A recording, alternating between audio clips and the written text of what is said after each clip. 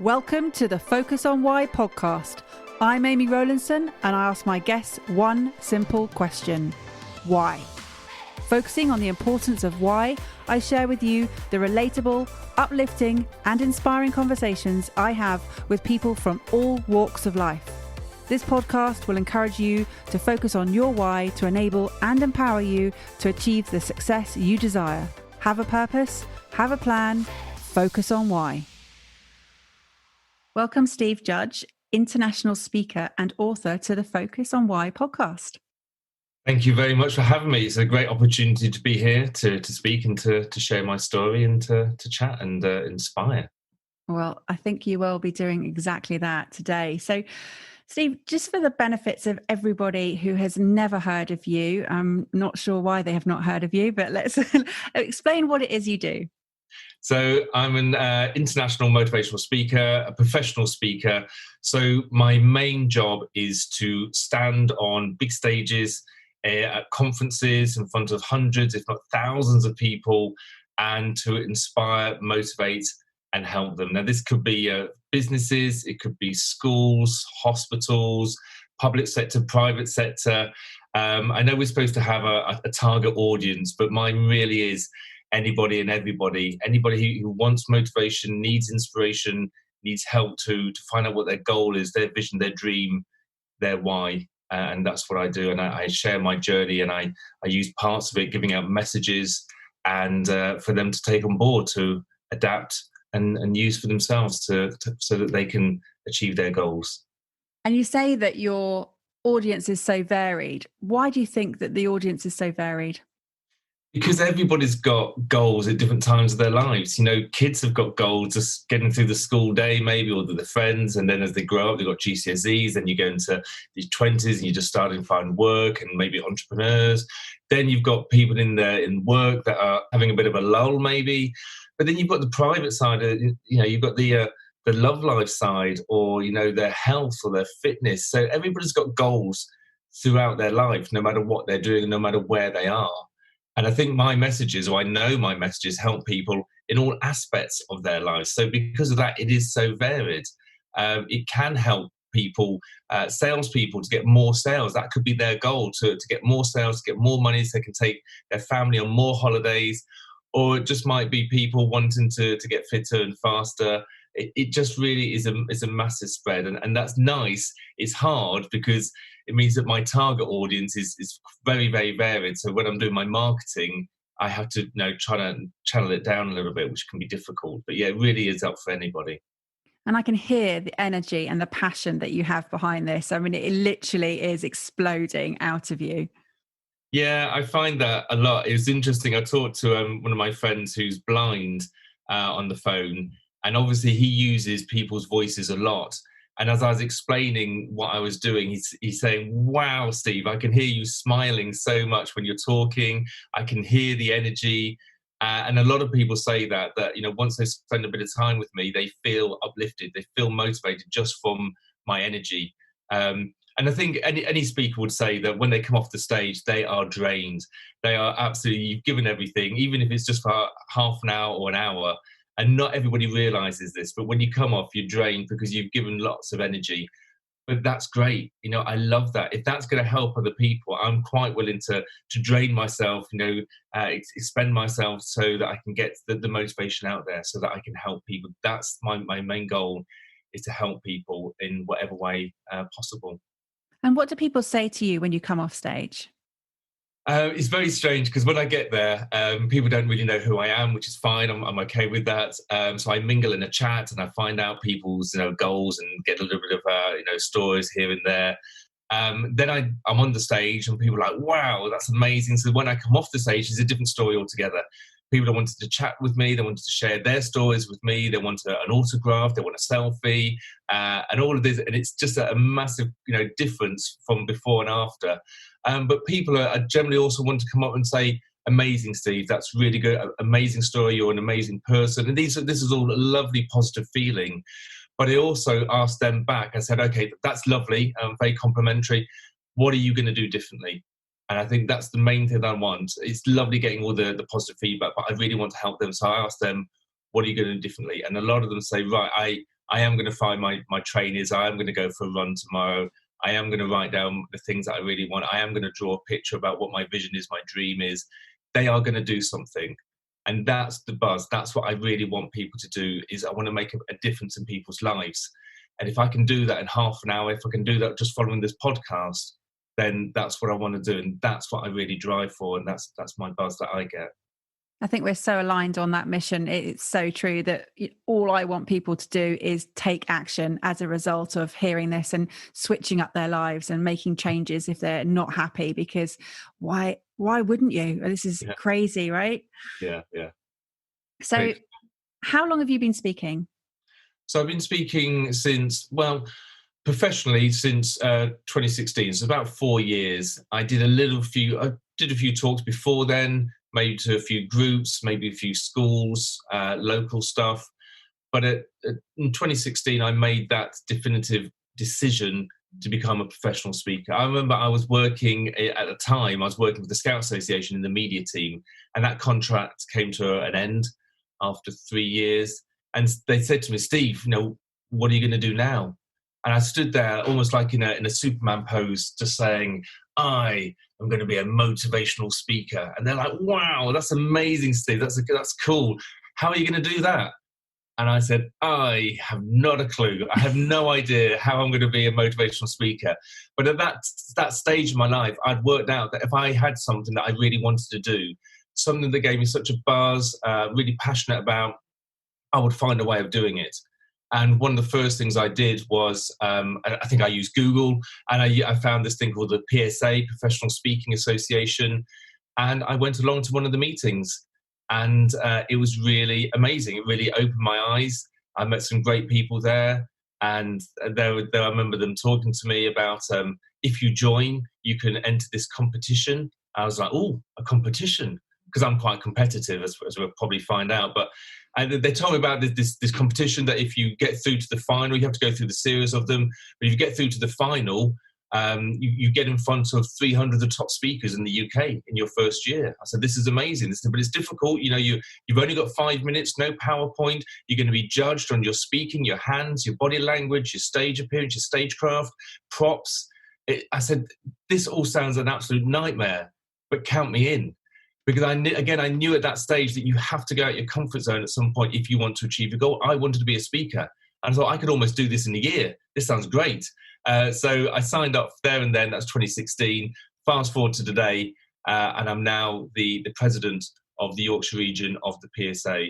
So I'm really proud, and I'm taking the events from one level to the next level time and time again. And I love it because, again, it's helping other people. It's helping people like me 4 years ago, helping people coming into this business of being a speaker, how to become a speaker, what tools you need, and what skills. So again, it's helping them, getting as many people to come through the doors as possible. And I love that.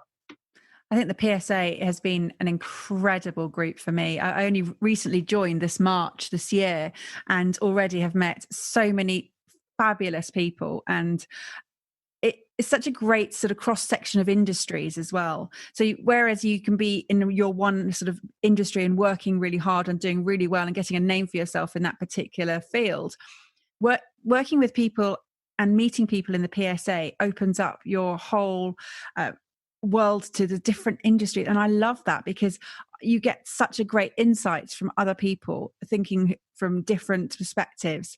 Yeah. And that's how a lot of people who are going to come on this podcast, that's where I've met them. And that's where they, so that it's been fantastic. I advocate, go and meet your PSA, go to your local PSA when we're all allowed out again.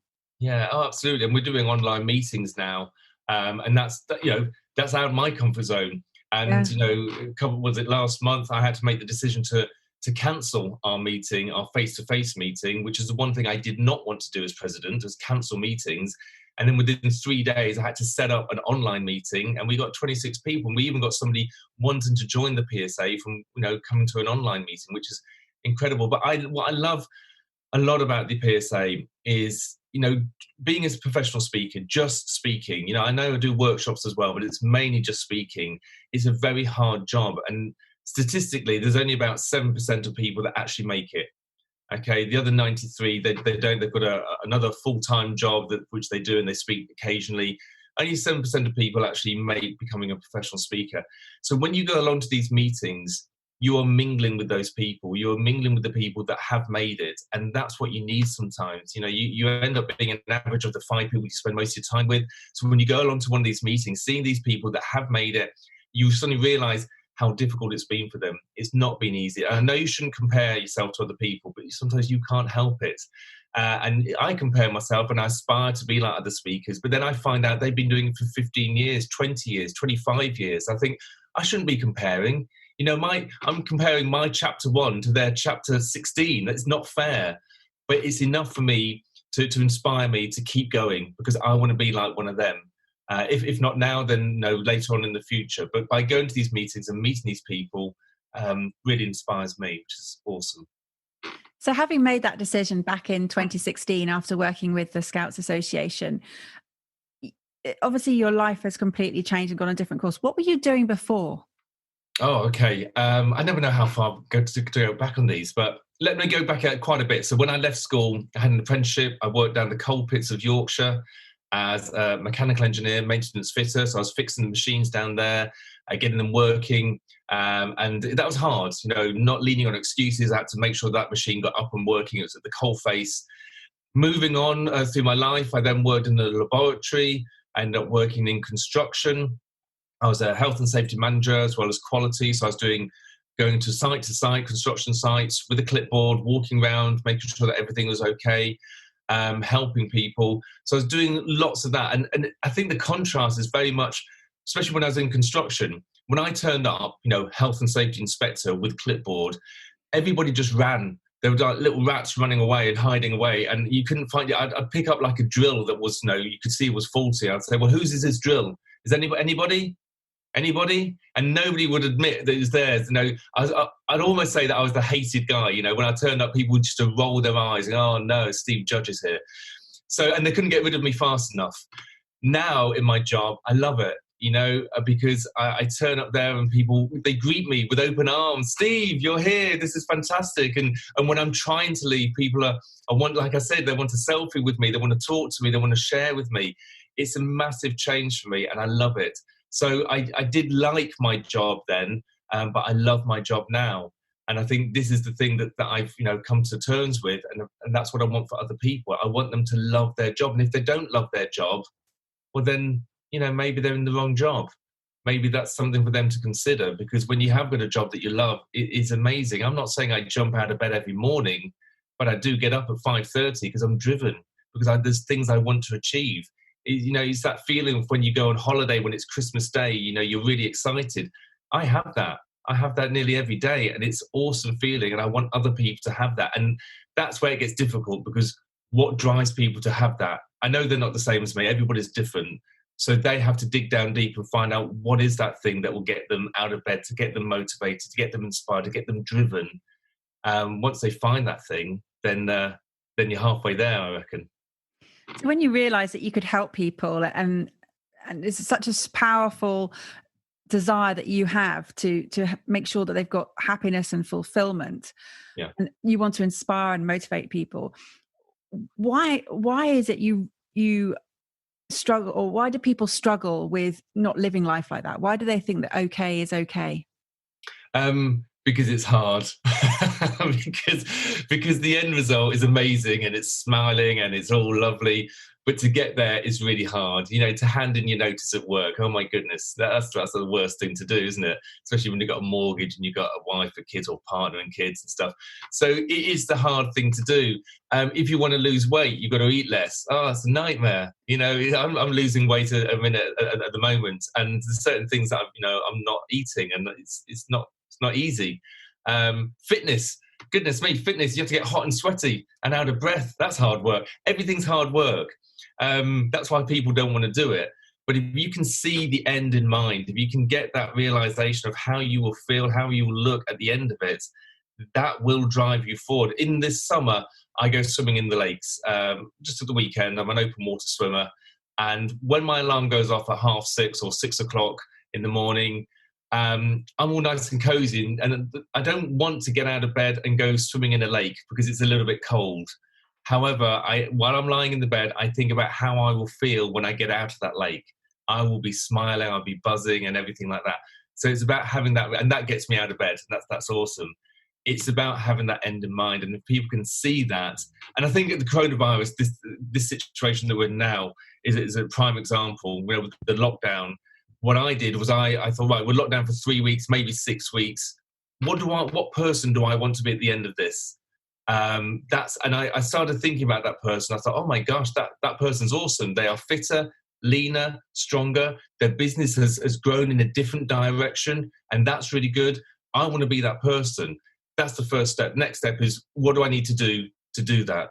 And that's that. You think, well, hard work, more hard work. You think, oh my goodness, I don't know but then you think about, your avatar, that perfect scenario. You think, yeah, okay, it's going to be worth it. And that's what I do.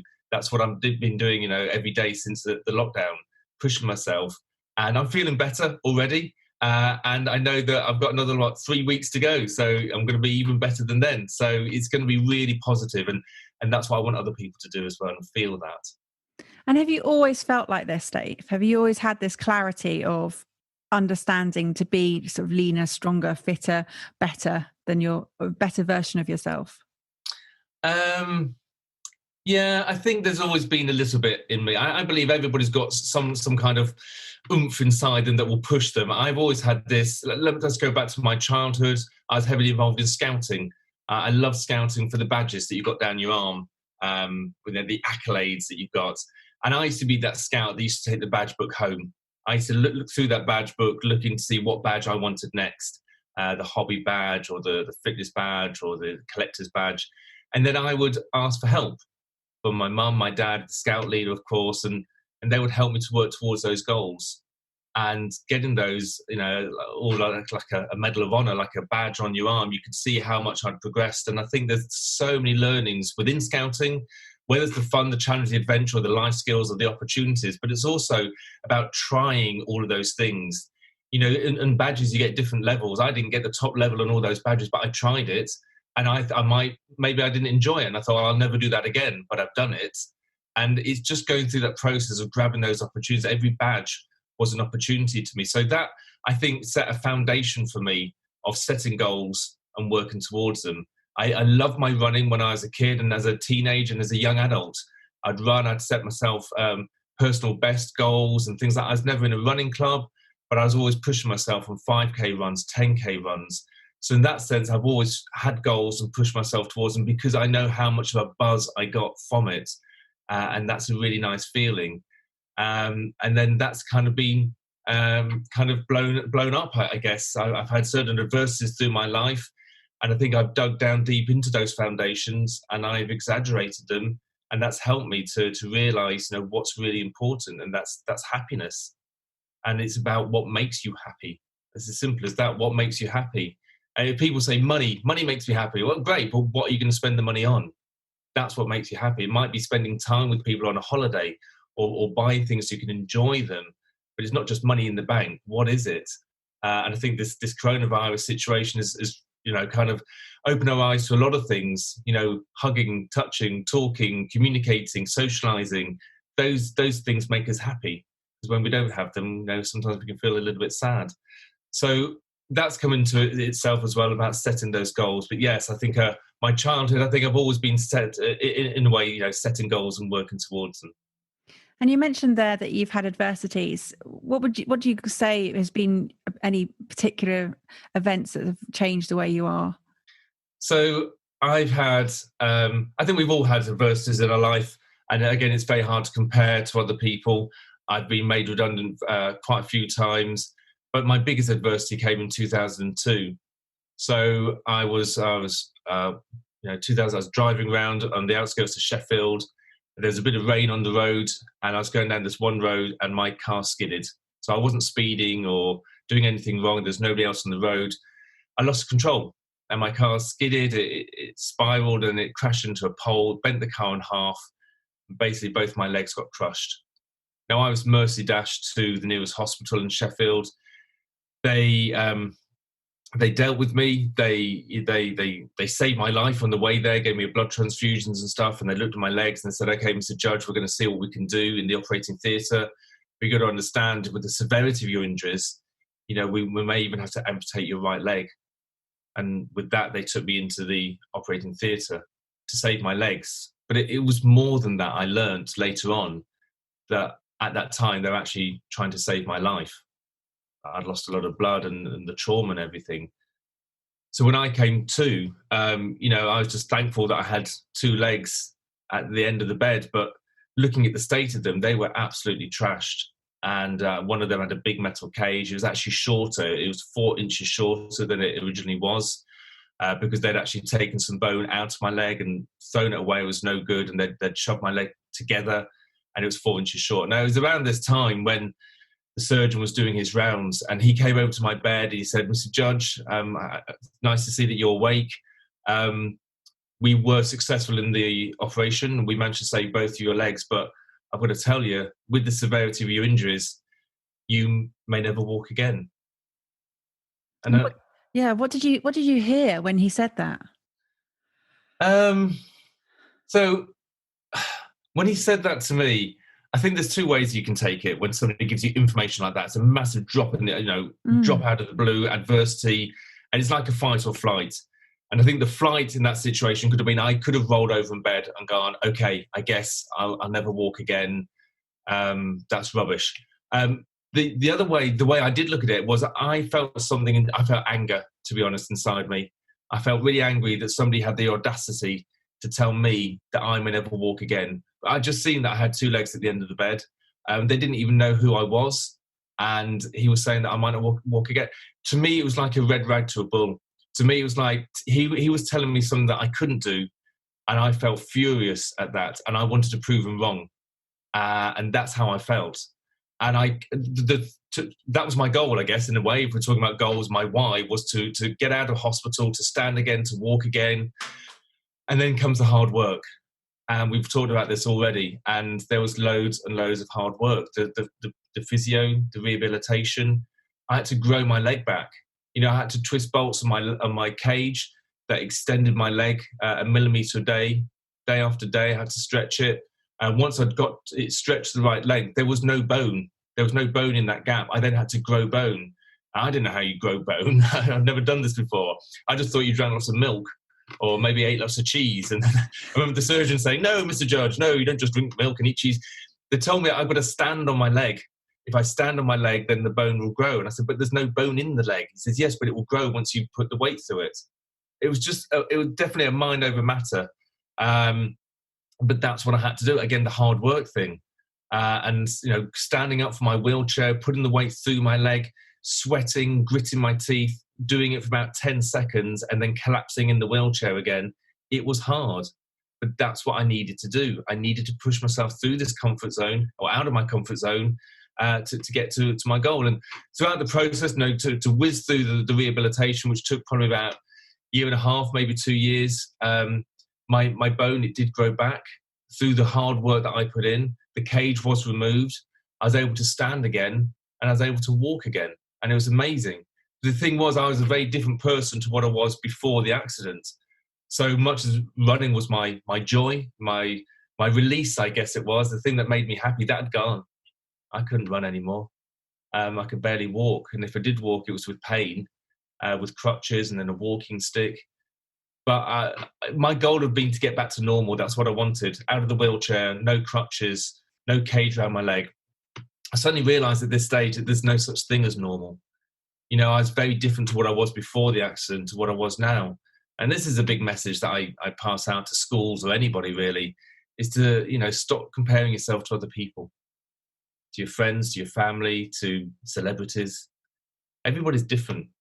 And I was very different to what I was before the accident. So I had to start thinking about what I could do rather than what I couldn't do. So much as I couldn't run, I could swim. So I swam. Eventually I got onto a bike. I could cycle. So I cycled. And again, I set myself goals and challenges and pushing myself because I wanted to see what I could do with this new body of mine, with these new legs of mine, which I was frustrated at, but I had to come to the realization of I could only do a certain amount of things. So I would just do those. Again, think about what I could do rather than what I couldn't do. But I was always looking for new challenges. And it was probably a couple of years down the line. By then I got married. I'd had 2 kids. And I was still pushing myself physically. I still had this thing that I didn't want the accident to have a a detrimental effect on my life. I almost wanted to prove it wrong. So I was always challenging myself physically. And I was looking for a new challenge. And to be honest, the thing that sparked this off was a photo that I found. And the photo was of me in my Cub Scout uniform when I was 10 years old. We're talking about scouting earlier. So this Cub Scout uniform photo was me holding a shield. I just got Cub of the Year, which is amazing. And I've got my badges on my arm. And I only had 3 badges at that stage, but these are the first 3 badges that I'd ever got in scouting. And those were swimming, cycling, and running.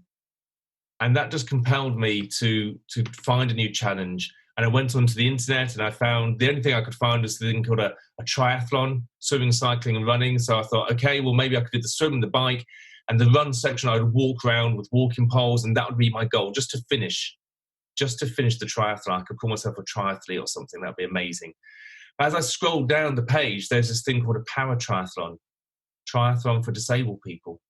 And I thought, wow, I wonder if I'm disabled. I wonder if I could register as disabled. And I went down there and they did lots of tests on me and lots of assessments, asked me lots of questions.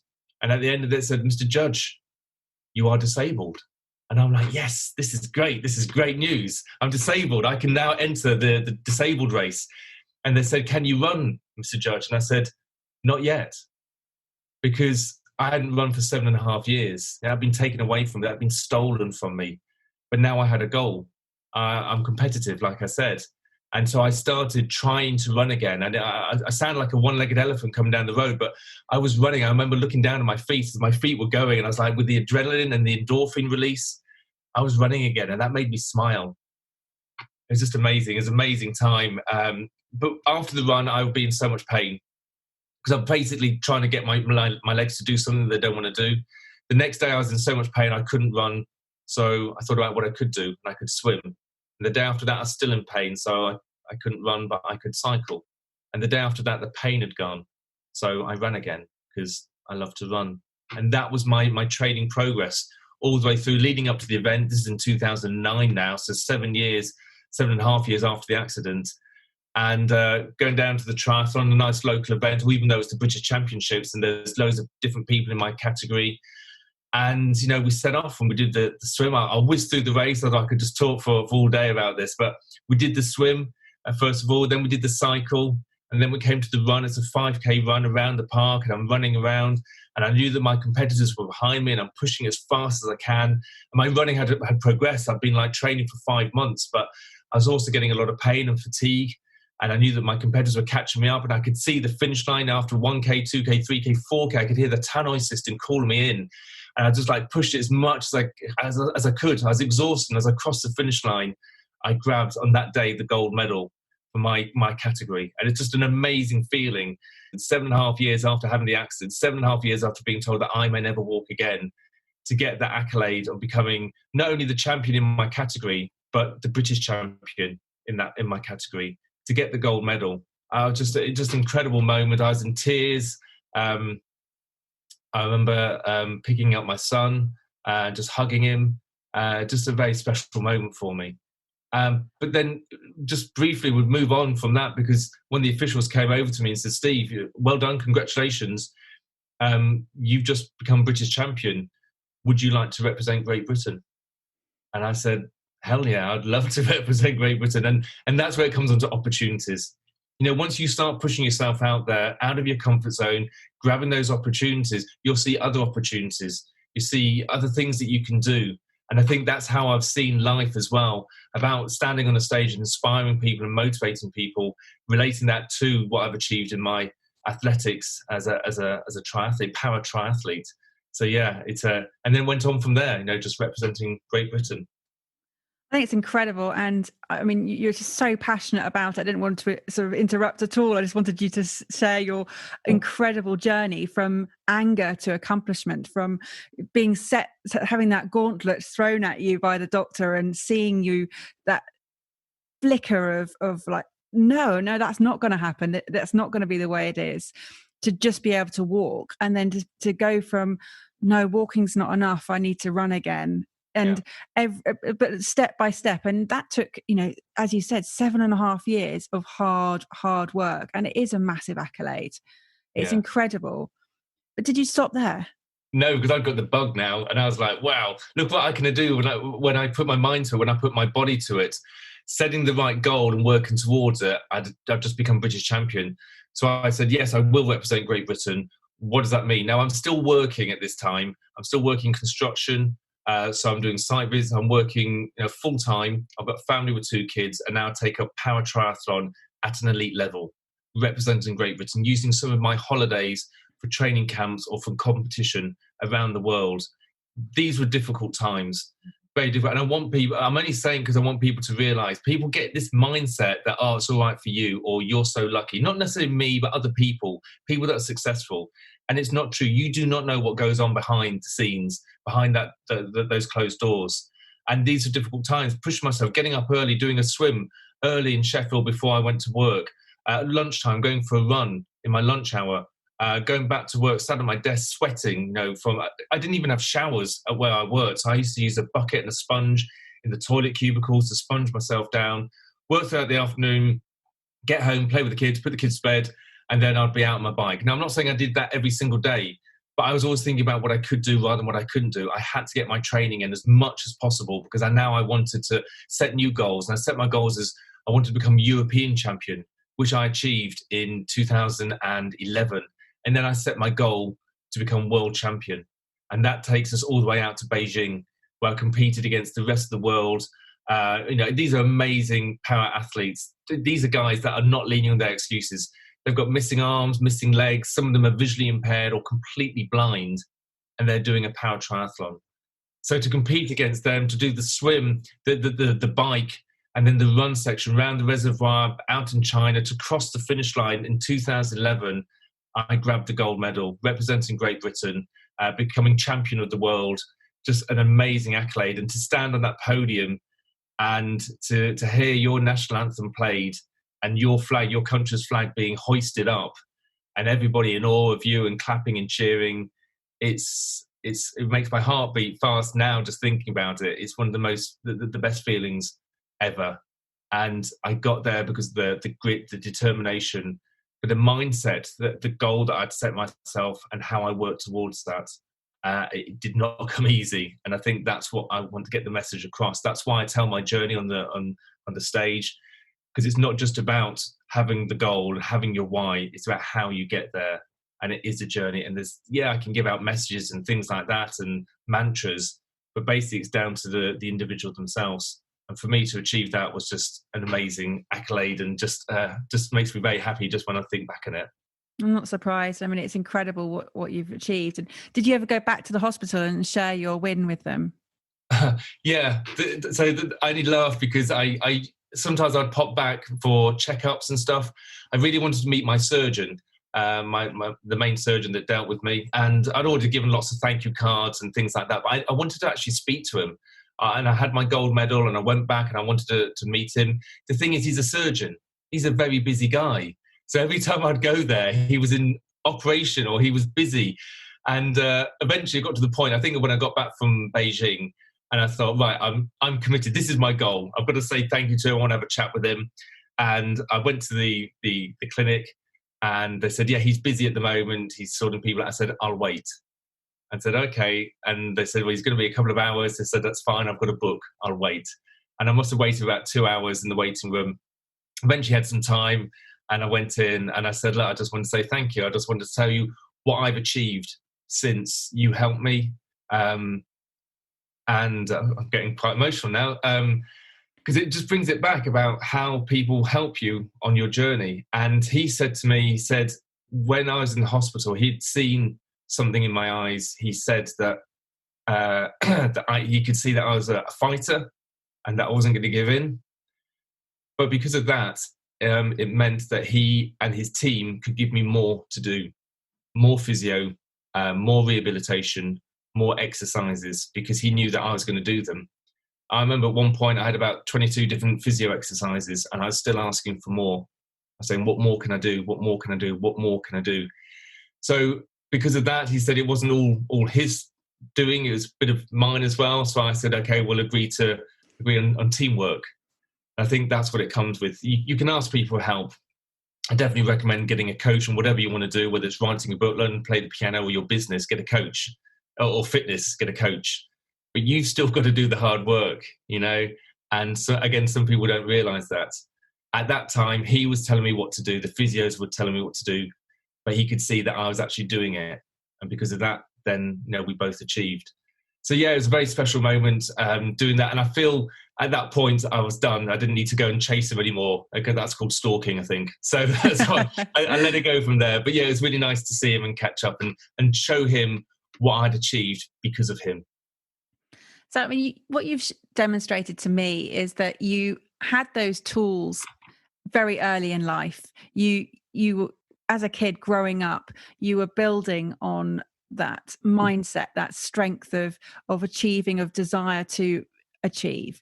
And it didn't matter what it was. It didn't matter what you just wanted to try new things all the time. And having that open mindset, that sort of growth and development sort of urges really has given you the strength when you really needed it most. And now, I mean, you've been a survivor of the accident, and now working, you're looking at surviving again, because in your space of work, it's difficult because you can't stand on a stage right now. No, I can't. But it's very much about what my goal is, what my why is, which is kind of what the whole point of this podcast. My why is to help people to experience the happiness and fulfillment of achieving their true life goals. So it's about helping them. So how can I help them? So if I can't stand on the stage, what can I do? I can do something on the internet. I can do online. So I've been, instead of doing my ebook, which is all about presentation skills, because I want people to, I feel that everybody's got a story. And if people want to share that story with others to help other people, then standing on a stage and delivering that is a really good way of doing it. But you've got to do it in the right way. And I've learned the skills of the trade, let's call it. So I'm doing an ebook to help people on that. At the moment, people aren't wanting to be speakers because there's no conferences or anything. So, in a way, I've had to drop that. And that really guts me. That's change. Nobody likes change. Instead, I've moved over to my resilience workshops, because that's where people need help. They're going through a change, they're going through adversity, and I can help them to come through that. It's very much, there's a curve. When you hit adversity, you hit shock, and then you hit the anger of the change and the adversity. You come down, you're in that rock bottom stage where you just, I know, it could be depression, or it could be something just sulking. But at that point, you're just drifting along. My workshops bring people out of that. They get them to accept or reject where they are. They get them to see what they can do, gets them to take action, because that's what you need to do to lift yourself up. Once you're lifting up, then you can move on. And what I've realized through my research with my story and other people is you don't only just raise up, you raise up to a higher level to what you were before. You can really bounce back in a big way. And that's what I want to explain to people, and that's what I want to get across to people. So working my resilience workshops is fantastic. That's taken some time. By the way, I'm very impatient. I'm an elite athlete. I love things. I want things to happen now. And I know, because I'm sensible, that things take a long time, and it's really annoying. But that impatience drives me forward every single day.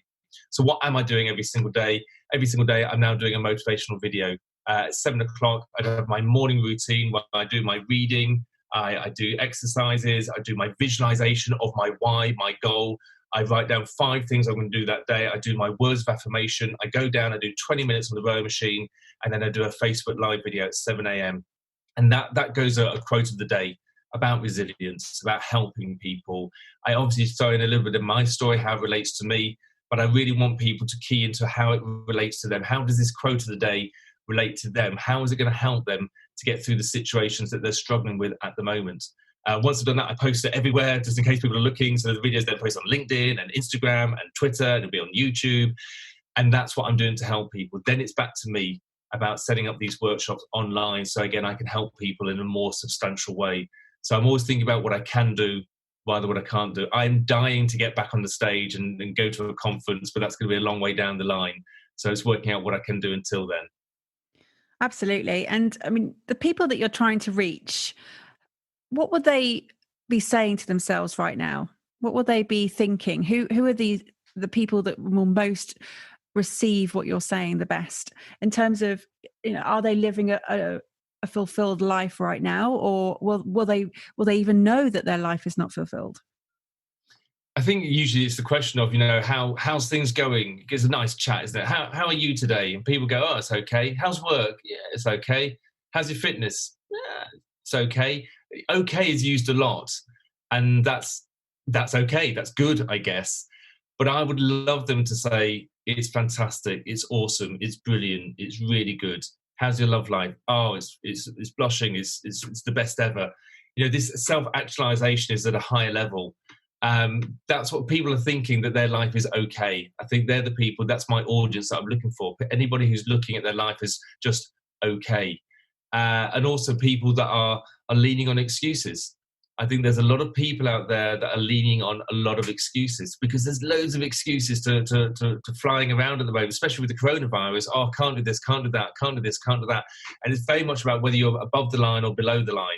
What I mean by that is, below the line might be, you're blaming people or the situation.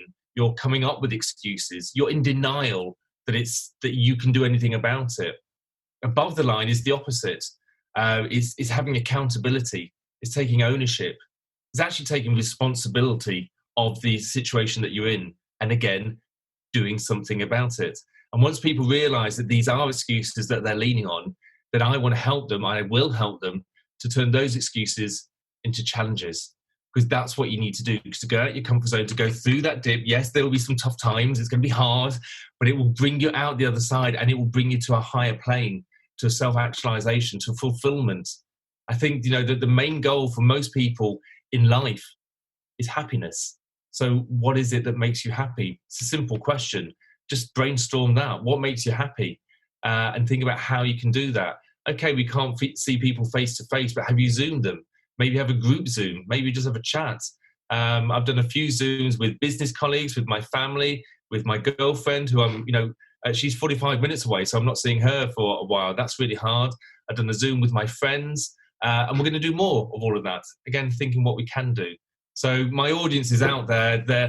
They're struggling. They're saying things are okay. They're leaning on excuses. I just want to help them to find out what their goal is, what their why is, and then help them to move towards it. Amazing. And I think someone I know very well said to me one day, instead of just saying, how are you? They said, on a scale of 1 to 10, how are you today? And I think that's such a great twist, because then you start thinking, well, actually, it's probably an 8 or maybe an 8.5. But, actually, if you ask that question to someone who's not feeling so great and they reply, probably about 2 or 3, you can help them more than if you just said, how are you today? And they're like, yeah, I'm okay. And then that okay can cover that whole myriad of scale. So actually, it's a really good thing to be asking people right now, is on a scale of 1 to 10, how are you? And I just thought I'd add that bit in. It just reminded me of something that a friend said. Yeah, it's good. It seems a bit structured, doesn't it? A bit clinical. A bit like, oh, why are you asking that? You've got a pen and paper, you're making notes on this. I thought you were just saying, how are you today? So, but I like it. And it's like I've stopped saying, there's certain things that I don't say. I don't say the word try. I'm not going to try and do anything. You either do it or you don't do it. Don't try and do something. There's no commitment there. So that's one thing. I also, I've stopped saying good luck to people. I don't believe that things are just luck. So if somebody's done loads and loads of training for a race or an event, and you say good luck, that's a bit demeaning, isn't it? They've just done loads of training. It's not about luck. It's about the hard work they put in. If you've done loads of studying for a project at work, and you're just about to take it to your boss, and you say, oh, good luck. No, I've just been working like so many hours. What's luck got to do with it? So just be careful when you say good luck, because sometimes it can be seen as a demeaning negative thing rather than a supportive thing.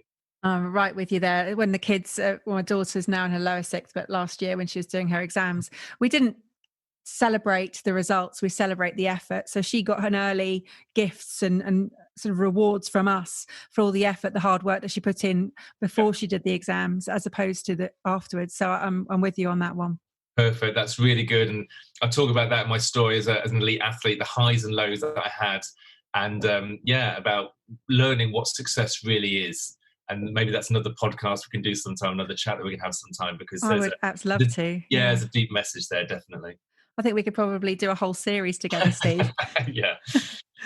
So it's been amazing having you on today. And I know for sure that people are going to take something away from this podcast. And I really hope they do. It would be disappointing if they don't think about what they're doing and why they're doing it and change that okay life into an awesome one. Because why wouldn't you live every day like Christmas Day? Why wouldn't you bounce out of bed because you love what you do? So I totally get what you're saying. And I don't want it to be a case that someone has to have a near-death experience before they do shake things up. I'm not saying that's what's happened to you, but what I feel and what I hear from this is that if you work hard and if you really, really want something, then you can achieve it no matter what. And I think that's just been an incredible message. And I really thank you for sharing that with everybody today. How can people get in touch with you, Steve? So social media is a good way. I'm all over the place. As Steve Judge, LinkedIn, Facebook, YouTube, Instagram, Twitter. But I've also got a website. So if they want to log on to the website, there's contact details there. That's www.steve-judge.co.uk. And there's my phone number.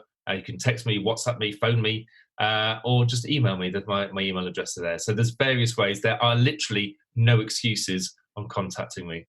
Well, there you go. You all heard it here. They've got no excuses of not getting in contact with Steve. And I'll put all of those links into the show notes as well. So if you didn't quite catch it, you can just click on the links there.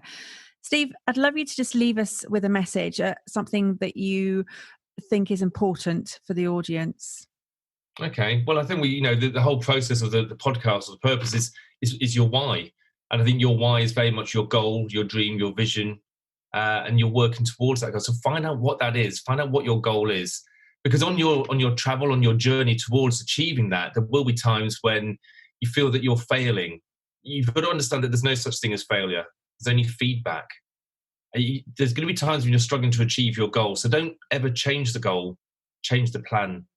Work out what you can do rather than what you can't do. There's going to be barriers in your way as you go along this journey. So you've got to make sure you see those barriers as excuses. You've got to turn those excuses into challenges. But most of all, always be the best that you can be. Because if you do that, then you'll have no regrets. Thank you for listening to the Focus on Why podcast. I'm Amy Rowlinson, and if you've enjoyed this episode, please leave me a 5-star iTunes review. Connect with me on LinkedIn, Instagram, and Facebook, and become a member of the inspiring, uplifting, and positive Focus on Why Facebook group. Have a purpose, have a plan, focus on why.